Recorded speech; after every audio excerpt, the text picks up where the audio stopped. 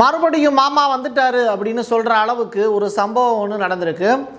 இளவரசர் சல்மான் யார், சவுதி அரேபியாவில், அப்படிப்பட்ட ஒரு எப்ஸ்டினோடு நெருக்கமாக இருக்கக்கூடிய காட்சிகள் ரிலீஸ் ஆகிருக்கு. எப்பா நீ ஆம்பளையும் விட்டு வைக்கலையா அப்படின்னு கேட்கக்கூடிய அளவிற்கு தான் சில சம்பவங்கள் நடந்திருக்கு.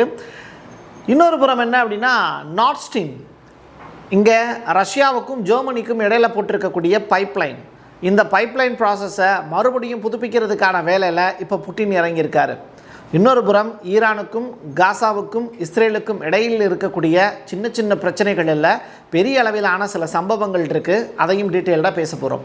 வாங்க பார்க்கலாம் உறவுகளே, இது பிரசாத் சிக்னேச்சர். உங்களுடைய தொழில் சம்பந்தமான விளம்பரங்களை நமது சேனலில் ஒளிபரப்ப உங்களுக்கான அருமையான வாய்ப்பு. Prasad signature media broadcasting private limited. நீங்க நியூஸ் ரீடரா மாறணுமா, கண்டென்ட் கிரியேட்டரா உருவாகணுமா, சேட்டலைட் சேனல்ல ரிப்போர்ட்டரா வேலை பார்க்கணுமா, டாக்குமெண்ட்ரி மேக்கிங்ல இருந்து ஜேர்னலிசம் பற்றிய முழுமையான பயிற்சி பெற உங்களுக்கான அருமையான வாய்ப்பு. எங்களை தேடி வாங்க. ஆன்லைன் மற்றும் நேரடி பயிற்சி வகுப்புகளும் சர்டிபிகேட் கோர்ஸாவே கத்துத்தரும். மீடியா துறையில் 10 ஆண்டுகளுக்கு மேல அனுபவம் உள்ளவர்கள் பயிற்சி கொடுப்பார்கள். வாய்ஸ் ஓவர் தொடங்கி வாய்ஸ்லெஸ் பீப்புளுக்காக உங்களை சிறந்த ஜேர்னலிஸ்டா உருவாக்க வேண்டியது எங்களோட பொறுப்பு. ஸ்கூல்ஸ் அண்ட் காலேஜஸ்ல ஜூனியர் ஜேர்னலிஸ்ட்ங்கிற பேர்ல ஒர்க் ஷாப்பும் கண்டக்ட் பண்ணி கொடுக்கிறோம். மோட்டிவேஷனல் ஸ்பீக்கரா கடந்த 15 ஆண்டுகளா கல்வி நிறுவனங்களுக்கு நிகழ்ச்சிகளும் நடத்தி தரோம்.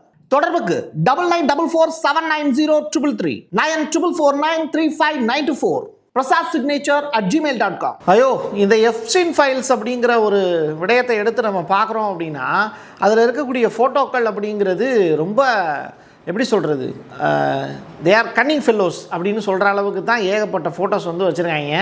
இவங்க மாமிசக்கறி சாப்பிட்றதுல இருந்து, மாமிசம்னா என்ன, மனித மாமிசம் சாப்பிட்றதுலேருந்து ஏகப்பட்ட காட்சிகள் அதில் இருக்குது. ஏகப்பட்ட ஃபைல்ஸ் வந்து இப்போ ஒரு ஜட்ஜு பார்க்குறாரு அப்படின்னா அவர் பார்த்து வந்து வாந்தி எடுக்காத குறையாக தான் இருக்கும். அந்த அளவிற்கு மோசமான காட்சிகள் தான் இவங்க வச்சுருக்காங்க. சரி, இதெல்லாம் தாண்டி அமெரிக்காவினுடைய கோர்ட் வந்து அதை வெளியிட்டாங்க. அதற்கு பிறகு வந்து அந்த ப்ராசஸ் வந்து மெல்ல மெல்ல மறைக்கப்பட்டது. ஈரான் போர் பற்றி பெரிய அளவில் பேசினாங்க, எப்ஸ்டீன் ஃபைல்ஸை மறந்துட்டாங்க. இப்போ மறுபடியும் என்ன ஆகுது அப்படின்னா, எப்ஸ்டீன் ஃபைல்ஸ் தொடர்பான விஷயங்களை பேச ஆரம்பிச்சிருக்காங்க.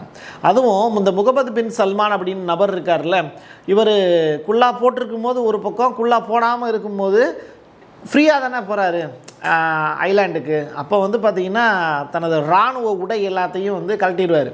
ஸோ இந்த மாதிரி கெட்டப்பில் தான் இருப்பார். ஸோ எப்ஸ்டீனோடு அவர் இருக்கக்கூடிய ஃபோட்டோஸ் வந்து ரிலீஸ் ஆகிருக்கு. முகமது பின் சல்மானும் டைரக்டாக எப்ஸ்டீனும் இருக்கக்கூடிய புகைப்படங்கள் இடம்பெற்றிருக்கு.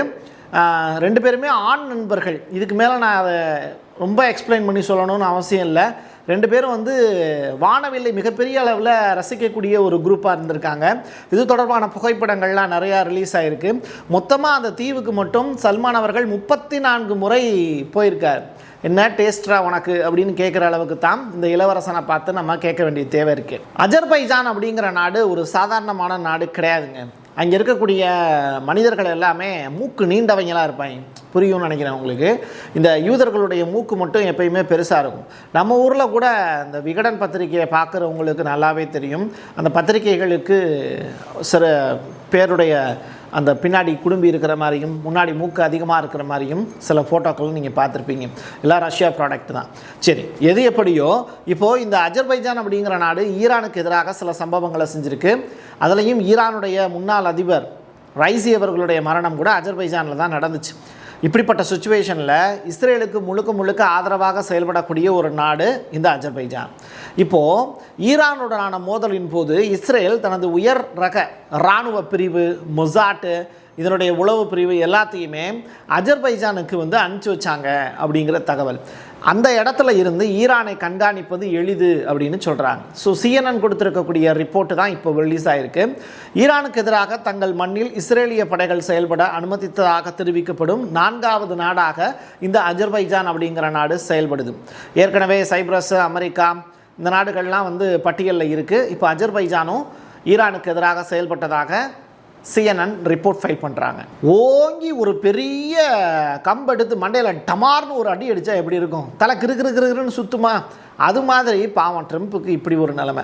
தஸ்னிம் அப்படிங்கிற நியூஸ் ஏஜென்சி வெளியிட்டு இருக்கக்கூடிய தகவலின் அடிப்படையில் அணுசக்தி துறையில் ஒத்துழைப்பதற்காக ஈரானும் ரஷ்யாவும் $25 பில்லியன் மதிப்பிலான புரிந்துணர்வு ஒப்பந்தத்தில் கையெழுத்து போடுறாங்க அப்படிங்கிறது தான்.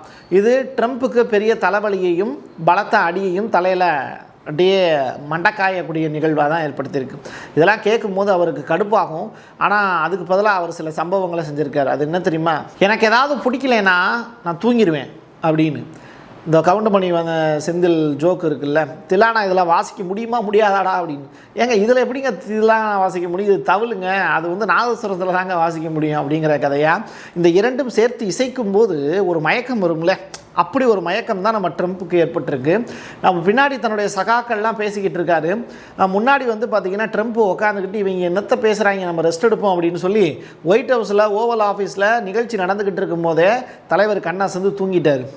இப்படி பாவம் தூக்கத்திலேயே முடியாது, அந்த கேஸு தொடர்ந்துக்கிட்டே தான் இருக்கும். இப்போ வந்து அவர் தூங்குற மாதிரியான அந்த காட்சிகள் அப்படிங்கிறது இணையத்தில் வைரல் கண்டென்ட்டாக சுற்றிக்கிட்டு இருக்கு. ஜெர்மன் அரசு வச்சிருக்கக்கூடிய அந்த வஞ்சகத்தை எல்லாத்தையும் நிறுத்தி தூக்கி போட்டுட்டு எங்கள் கூட ஒரு டைஅப்புக்கு ரெடி ஆகுங்க. ஜெர்மனி அப்படிங்கிற அந்த நாடோடு மறுபடியும் ஒரு வர்த்தக உறவு செஞ்சுக்க ரஷ்யா முயற்சி பண்ணுது. நார்ட் ஸ்ட்ரீம் 2 குழாயின் வழியாக ஒரு பாதை இன்னும் சேதமடையாமல் தான் இருக்குது. அதன் வழியாக எண்ணெய் சப்ளைங்கிறது நம்ம பண்ணலாம். ஸோ எரிவாயு விநியோகத்தை நம்ம தொடங்க முடியும் அப்படின்னு புட்டின் சொல்கிறார். ஜெர்மன் அரசாங்கத்தினுடைய முடிவு மட்டுமே ஒரு தடையாக இருக்குது. அதையும் அவங்க விளக்கிக்கிட்டாங்க. மெர்ஸ் அவர்கள் வந்து என்ன வேணும்னு கேட்டார்னா கொடுக்கறதுக்கு நான் ரெடியாக இருக்கேன். ஸோ மறுபடியும் நார்ட் ஸ்ட்ரீம் 2 நம்ம டெவலப் பண்ணலாம் அப்படிங்கிறத சொல்லியிருக்காரு புட்டின். அது மட்டும் இல்லை, ஜெலன்ஸ்கி காலில் விழுகிறதுக்கு ரெடியாக இருந்தால் கூட புட்டின் அவர்கள் இப்போ ஒரு விஷயத்தை முன் வச்சிருக்கார். உன்னோட தாத்தா யார் தெரியுமா, உன்னுடைய அப்பன் யார் தெரியுமா, நீ யார் தெரியுமா அப்படிங்கிறத எனக்கு தெரியும், உலகத்துக்கு நான் சொல்லணும்ல அப்படிங்கிறத இப்போ சொல்லியிருக்காரு. ஸோ என்ன சொல்கிறாரு அப்படின்னா, ஜெலன்ஸ்கி ஒரு யூதர். அவருடைய தாத்தா இந்த இருக்கார்ல, ஜெலன்ஸ்கியினுடைய தாத்தா இருக்கார்ல, அவர் வந்து நாசிகளுக்கு எதிராக போராடியவர். அவர் இப்போ வந்து கல்லறையில் வந்து புரண்டு கொண்டு இருப்பார் அப்படின்னு நினைக்கிறேன் அப்படிங்கிற ஸ்டேட்மெண்ட்லாம் சொல்லியிருக்காரு. புட்டின் இதை அவ்வளவு எளிதில் விட்டுவிடவில்லை. காரணம் என்ன அப்படின்னா, யூதர்களுக்கு எதிராக புட்டினால் கூட எதுவும் செய்ய முடியாதுங்கிறது அவர் உணர்ந்திருப்பார். அதனால தான் இஸ்ரேலில் எங்களுடைய நாட்டு மக்களும் இருக்காங்க, யூதர்களுக்கு எதிராக ஈரானுக்கு ஆதரவாக செயல்பட முடியாதுன்னு ஓப்பன் ஸ்டேட்மெண்ட் கொடுத்தவர் தான் புட்டின். அந்த வகையில் ஜெலன்ஸ்கி ஒரு யூதருங்கிறதுனால தான் புட்டினால் அவரை கொல்ல முடியல. காரணம் என்ன? ஏன்னா யூத இனத்தை கொல்றது அப்படிங்கிறது எப்படி சொல்கிறது, அது முடியாத காரியம். அப்படி முடிஞ்சது அப்படின்னா யார்? நம்முடைய ஹிட்லர் இருக்கார்ல, அவருடைய மரணம் கடைசி தருவாயில் எப்படி நடந்ததுன்னு உங்களுக்கு தெரியும். அப்படிப்பட்ட நிகழ்வுகளை யூதர்கள் உருவாக்கிப்பாங்க. சூழ்நிலையை வந்து தனக்கு சாதகமாக மாற்றிக்கொள்ளக்கூடிய வல்லமை படைத்த அறிவாளிகள் தான் இந்த யூதர்கள்ங்கிறதுல மாற்றுக்கருத்தே இல்லை. ஸோ ஜெலன்ஸ்கியை கொல்லவும் முடியாது, அதே நேரத்தில் அவரை வந்து தன் பக்கம் இழுக்கிறதுக்கான வேலையை மட்டும்தான் இப்போ புட்டின் செஞ்சுக்கிட்டு இருக்காரு. அதில் ஓரளவு சக்ஸஸாக இருக்காரு அப்படின்னு சொல்லலாம். புட்டின் இப்போ இன்னொரு ஸ்டேட்மெண்ட் ஒன்று சொல்லியிருக்காரு. ஈரான் போர் மிடில் ஈஸ்டில் ரொம்ப பெரிய அளவில் போகாததுக்கு காரணம் நாங்கள் தாங்க அப்படின்னு சொல்கிறாரு. மற்ற இஸ்லாமிய நாடுகளுக்கு எதிராக எந்த ஒரு இராணுவ நடவடிக்கையிலையும் ஈடுபடுவதை தவிர்த்துருங்க. எங்கள் ஈரானிய நண்பர்கள்ட்ட இதை நாங்கள் கேட்டுக்கிட்டோம். நாங்கள் கேட்டுக்கிட்டதன் அடிப்படையில் தான் சவுதி அரேபியா, குவைத்து, கத்தார், அதற்கு பிறகு UAE உள்ளிட்ட நாடுகளோடு போடப்பட்டிருக்க சண்டையை வந்து நிறுத்தினாங்க. ஸோ அந்த வெற்றிங்கிறது எங்களை சார்ந்தது. இரு தரப்புலையும் அத்தகைய சமரசங்கள் நாடுவதை நாங்கள் பார்த்துக்கிட்டு இருக்கோம். ஏன்னா UAEயோட கொண்டிருக்கக்கூடிய அந்த விரோதத்தை முறிச்சுக்கோங்க அப்படின்னு ஈரானுக்கு ரெக்வஸ்ட் வேறு கொடுத்துருக்கோம்.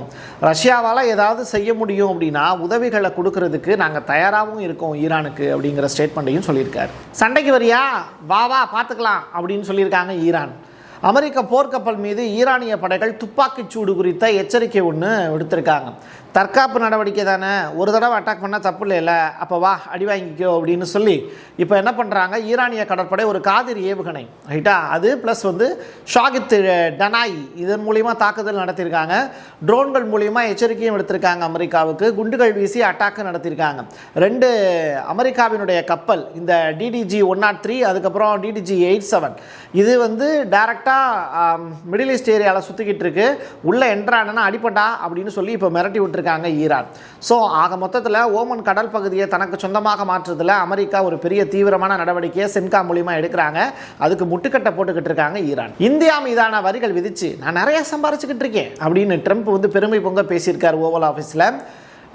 அவர் இப்போ பேசினதுக்கு எதிராக இந்தியா ஏதாவது செயல்பட்டுருமா அப்படின்னு கேட்டால், இந்தியா இப்போ எதை நோக்கி தெரியுமா போயிட்டுருக்காங்க, உலகம் முழுவதும் எரிசக்தி தொடர்பான பற்றாக்குறை அப்படிங்கிறது அதிகமாகிடுச்சு அப்படின்னு மோடி அவர்கள் இப்போ ஜஸ்ட் நவ் பேசியிருக்கார். ஸோ தொடர்ச்சியாக மோடி அவர்கள் அந்த ஆயில் கிடைக்காததை வச்சு இங்கே அரசியல் பண்ணிக்கிட்டு இருக்காரு. அதே நேரத்தில் அந்த அரசியலை பயன்படுத்தி வரிகள் விதித்து இந்தியாட்ட இருந்து அதிகமான அளவில் காசு சம்பாரிச்சுக்கிட்டு இருக்காங்க அமெரிக்கா. ரெண்டுக்குமான வேறுபாடு புரியுதா உங்களுக்கு? இப்போ புரியுதா உங்களுக்கு ஏன் வந்து மோடியை வந்து அமெரிக்காவின் சிறந்த நண்பர்னு ட்ரம்ப் சொல்கிறாருன்னு? ஐயா, லெபனானில் இன்னும் போர் தாங்க நடந்துக்கிட்டு இருக்கு, இன்னும் முடியலை. சீஸ்ஃபயர் அப்படிங்கிற வார்த்தையை அர்த்தமற்றதாக மாற்றக்கூடிய வேலையில் ஈடுபட்டுக்கிட்டு இருக்காங்க. ஈரானுடன் அமெரிக்கா ஒப்பந்தம் செஞ்சிடக்கூடாதுங்கிறதுல இஸ்ரேல் தெளிவாக இருக்காங்க. அந்த வகையில் இஸ்ரேலுக்கும் லெபனான் எல்லையிலையும் வன்முறை வந்து தொடர்ச்சியாக அரங்கேறிக்கிட்டு இருக்கு. தெற்கு லெபனானில் இருக்கக்கூடிய ஐநாவினுடைய அமைதிப்படை இருக்குல்ல, அந்த 30க்கும் மேற்பட்ட நாடுகள் அவங்களுடைய அமைதிப்படைகளை வந்து அங்கே நிப்பாட்டி வச்சுருக்காங்க. 30,000க்கும் மேற்பட்ட வீரர்கள் இங்கே போஸ்டிங்கில் இருக்காங்க. துப்பாக்கிகள் வச்சுருப்பாங்க. ஆனால் எதிர்த்தாப்பில் இருக்கக்கூடிய ஐடிஎஃப் படையை சுட முடியாத துர்பாக்கியமான நிலை தான் அவங்களுக்கு.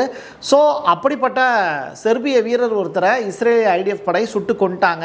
ஸ்பெயின் மற்றும் எல் சால்ட்வார் அப்படிங்கிற அந்த இடத்தை சேர்ந்த 2 பேர் வந்து காயமடைஞ்சிருக்காங்க அப்படிங்கிற தகவலும் கிடச்சிருக்கு. ஸோ தொடர்ச்சியாக இதற்கு உலகின் பல்வேறு நாடுகள் கண்டனம் தெரிவிச்சிருக்காங்க ஐநா சபை மூலியமாக. என் கையெழுத்து என் மக்களுக்கான உறவுகளே, மீண்டும் ஒரு பதிவில் சந்திக்கலாம். நன்றி, வணக்கம். உங்களுடைய தொழில் சம்பந்தமான விளம்பரங்களை நமது சேனலில் ஒளிபரப்ப உங்களுக்கான அருமையான வாய்ப்பு. Prasad signature media broadcasting private limited. நீங்க நியூஸ் ரீடரா மாறணுமா, கண்டென்ட் கிரியேட்டரா உருவாகணுமா, சேட்டலைட் சேனல்ல ரிப்போர்ட்டரா வேலை பார்க்கணுமா, டாக்குமெண்ட்ரி மேக்கிங்ல இருந்து ஜேர்னலிசம் பற்றிய முழுமையான பயிற்சி பெற உங்களுக்கான அருமையான வாய்ப்பு. எங்களை தேடி வாங்க. ஆன்லைன் மற்றும் நேரடி பயிற்சி வகுப்புகளும் சர்டிபிகேட் கோர்ஸாவை கத்துத்தரும். மீடியா துறையில் 10 ஆண்டுகளுக்கு மேல அனுபவம் உள்ளவர்கள் பயிற்சி கொடுப்பார்கள். வாய்ஸ் ஓவர் தொடங்கி வாய்ஸ்லெஸ் பீப்புளுக்காக உங்களை சிறந்த ஜேர்னலிஸ்டா உருவாக்க வேண்டியது எங்களோட பொறுப்பு. ஸ்கூல்ஸ் அண்ட் காலேஜஸ்ல ஜூனியர் ஜேர்னலிஸ்ட்ங்கிற பேர்ல ஒர்க் ஷாப்பும் கண்டக்ட் பண்ணி கொடுக்கிறோம். மோட்டிவேஷனல் ஸ்பீக்கரா கடந்த 15 ஆண்டுகளா கல்வி நிறுவனங்களுக்கு நிகழ்ச்சிகளும் நடத்தி தரோம். தொடர்புக்கு 9944790333 94493594 prasad signature@gmail.com.